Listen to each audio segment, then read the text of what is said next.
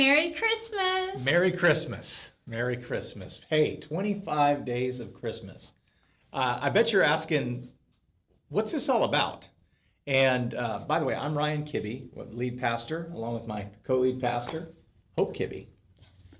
And we are excited about this 25 days of Christmas, which came as an idea from one of our teammates, Benita Pedersen, who really was inspired, we believe, by the Lord to kind of cast this vision of bringing experience, strength, hope, and encouragement to you in digital form in these little micro nuggets of not only just great stories or great moments, but inviting people into his story over the 25 days and these little things to get you excited for the season. He's the reason for the season.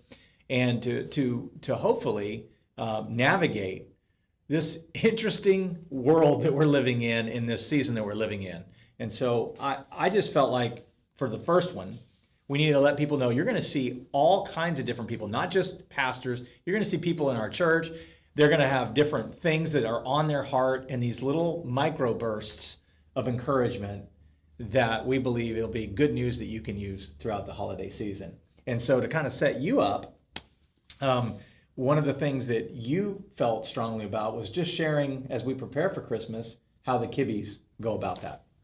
Yes, because one thing, by the grace of God, I feel like the Kibbe family has done really well, is to help our kids combat the spirit of materialism at Christmas. Now, don't get me wrong, they have their Christmas lists. They're excited about their toys. Our kids are getting older. I think this is the first Christmas we may not have a real toy under the tree. Okay, but anyways, they're excited about their presents under the tree. And so just something that we do that I have seen help our kids, help our family so much is our kids do a sibling gift exchange. And it started years ago when they were really young, and they just draw their names out of a hat, and then they know like that is their responsibility to get that sibling a gift. And in our home, we don't give allowance, so the kids have to work for the money doing different chores. And typically these are definitely the least expensive gifts under the tree. But Christmas morning, we start by Ryan reading the Christmas story. So of course our kids are all excited just to get to the Christmas tree, but we just stop and we read the Christmas story together, and then we do the family gift exchange. And honestly, and I know it's not just me, it is Ryan, it's the kids. That is our favorite part of our family Christmas together, because these are homemade gifts, they're small gifts, but the kids have discovered the joy in giving. They get so excited about what they are going to get their brother or sister for Christmas. And then through that, the kids get us presents. And, you know, as overseeing the eKids ministry here, I just have such a heart for kids to, I feel like God just creates us this way, and kids start out loving giving. Like little kids, they love to give presents.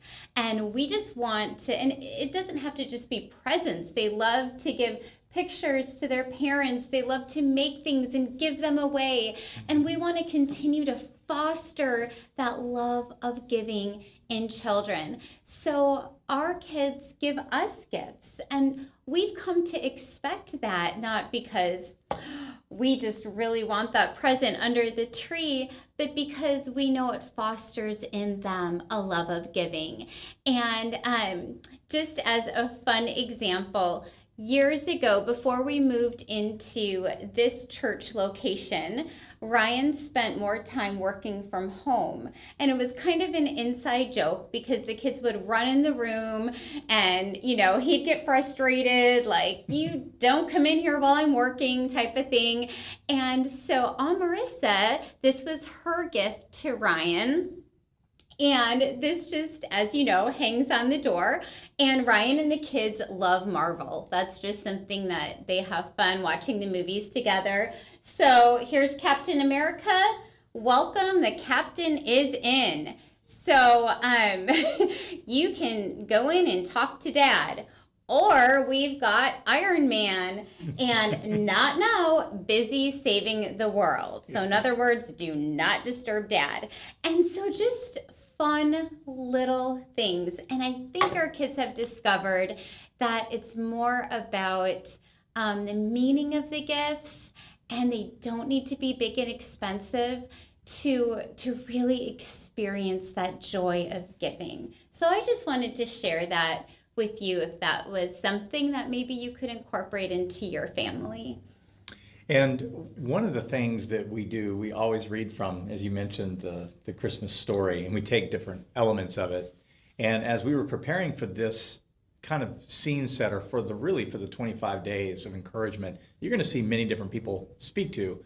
The story of the Magi in Matthew 2 is one we've read many times.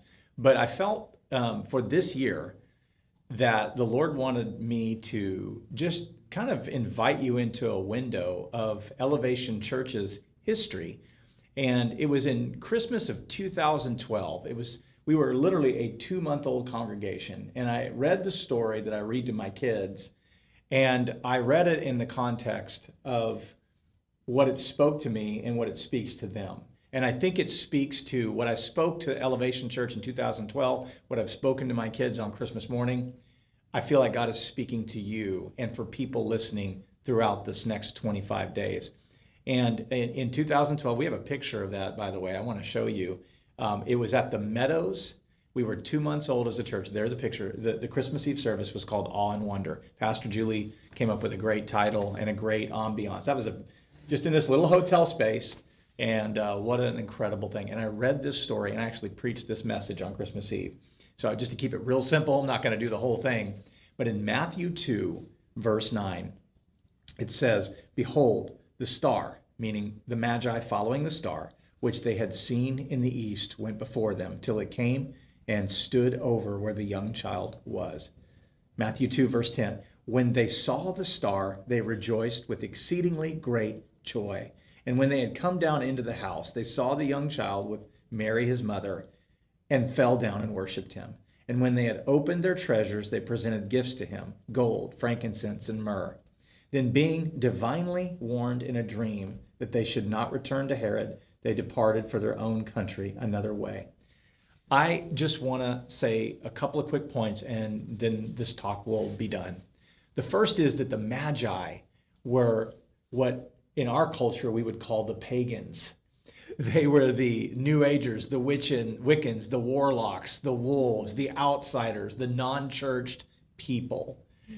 And yet, here are people who are outside of the people of God, who have an encounter with God, and they come and follow a star. So God leverages where they're at, which is completely outside of the will of God. He invades them right where they're at, and they follow a star and a sign pointing to the King of Kings and Lord of Lords, Jesus in a manger. What's interesting about that is that they came to God in crazy ways. I want to speak to somebody right now. I want to speak to somebody over the next 25 days that all of us come to God in crazy ways. He meets you right where you're at, no matter how lost, and he meets your loved ones right where they're at. And I want to encourage somebody during these next 25 days, even if you know Jesus as your Lord and your Savior and you've walked with God for many years, be expectant that the same God that invaded the Magi through a star and said, "Follow the star, follow the signs till it points to the greatest sign and wonder, which is Jesus, God manifest in the flesh." That same God is more than willing to invade you and encounter you in crazy ways over this Christmas holiday. It's been, let's be honest, a crazy year. I have a clock, can't waiting till 2021. And the Lord said to me, enjoy the moments. Yes. Let's enjoy every moment, but be expecting every single day for the God of the universe to point to something and show you and speak to you in crazy ways. I mean, a star, but that's where they were at. Yes. In pagan ways. And it led them right to Jesus. Somebody's praying for loved ones during the holiday. You may have had loss. You may have had, loved ones who don't know Jesus, and you've been praying, interceding. Here's what I know. That same God that invaded their life is the same God that will invade your lost loved one's life. If you've had loss during this season, God can encounter them in crazy ways. He can encounter you in crazy ways. The last thing I want to say from that story, they didn't go to Herod. They didn't go back the way of Herod because Herod represented evil and the threat of bondage. Herod wanted to kill the move of God in their life, Jesus. And that's what that thing wants to do, kill that joy in you this holiday season. It wants to steal your joy. It wants to kill that. It wants to murder the goodness of God crashing in on you. And God is saying, you came one way, and then I'm going to let you close. God is saying, you came to me one way, but you're going to leave a different way. You come to Jesus one way, following a star. You're going to leave differently. You're not going to go back the way you came through Herod. You're going to go a different way. Would you close us? Absolutely. And as I close, I just want to encourage you that, as Pastor Ryan said, to be expectant of God coming to you, revealing himself to you in unexpected ways. And I believe with all my heart that some of those ways will be through you watching the 25 Days of Christmas, because we need each other, and 2020 has been pretty crazy, and we really, really need each other. So tune in. You may need the grandparent wisdom of Kathy and Don Jossart. You may need just the raw passion of our church angel, George.